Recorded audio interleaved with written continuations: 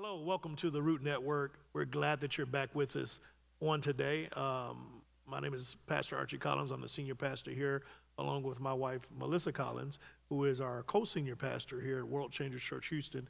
And we're glad to be with you today as we talk about charting the course, the marriage edition, talking about the most important relationship that we can have, especially in our marriage, is with the Holy Spirit. And when we have this right relationship with the Holy Spirit, we can literally encourage one another by sharing love with one another. Or as we've been teaching here, you can eat from my tree. The fruit that I produce by way of the Holy Spirit will not only bless and minister to me, but more so will minister to my spouse. So let's keep reading. It says, skip down to verse 25. So it says, husbands, love your wives, and we switched over to the Amplified version. Husband, love your wives, and then it says, seek the highest good for her. That's huge. Mm-hmm. What's the highest good that I can do for you? You know, that's what I'm supposed to be looking for, not what's the bare minimum. Right. You know, what's the bare minimum I can do for, well, I go to work, you know. Well, I gave you this house. Yeah, I gave you, that's what a lot of people use nowadays, and I was used to be very guilty of that. You know, well, I've provided this for you. I've given you shelter. You know, I've granted unto you something to be able to eat. And so that results in I have done enough. Right. So we as men have to not stop. We have to stop at thinking this is enough. Yeah.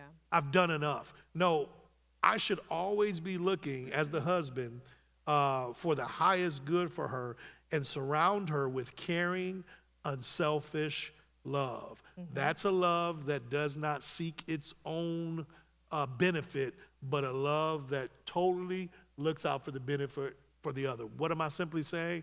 I need to constantly be looking for how can I go out of my way to benefit my wife. Why? It says, just as Christ also loved the church. That's how he did us. He went out of his way and he gave his life for us. So men, if we don't have an excuse any longer to say, well, my dad didn't do that for my mom. I've never seen that example. If you've seen Jesus, you've seen the example of the perfect husband. If you've seen Christ, you've seen the example of the perfect husband. If Christ be in you and you name the name of Christ, you possess the perfect blueprint for the perfect husband. One who unselfishly gave the advantage, never looking to take the advantage on his own. Mm-hmm. Well, I just want to point out that this note in the parentheses in the Amplified version, it says seek the highest good for her, which means it's telling the husbands to go figure out, go get the tools that are needed, go get the resources.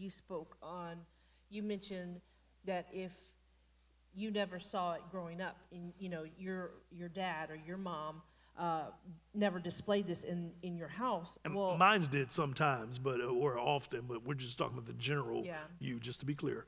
But it says to go seek the highest good for her, to surrounding her with caring and unselfish love. I wanted to point that out because I think that's so good, because we do sometimes see that people get caught up, well, I wasn't raised this way.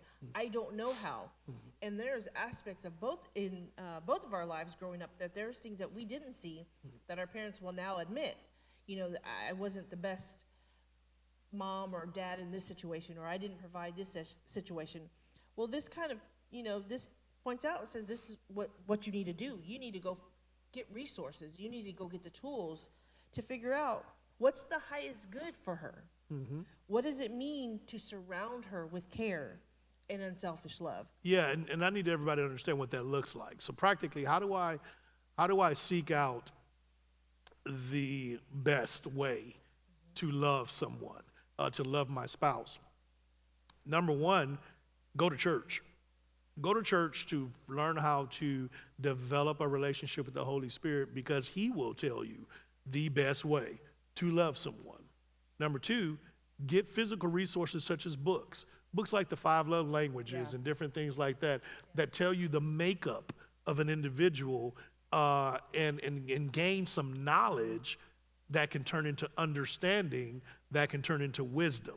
When wisdom gets on board, that's when the Holy Spirit takes the knowledge and knowledge you have, and you gain understanding or concept of what that message is, and then the Holy Spirit then teaches you how and when to use it, also known as wisdom. But often people lack wisdom because they have no knowledge and they have no understanding. So you get knowledge by going and educating yourself. So get some books, attend some seminars and things like that. Marriage and loving another individual, especially loving another individual unselfishly, that takes work.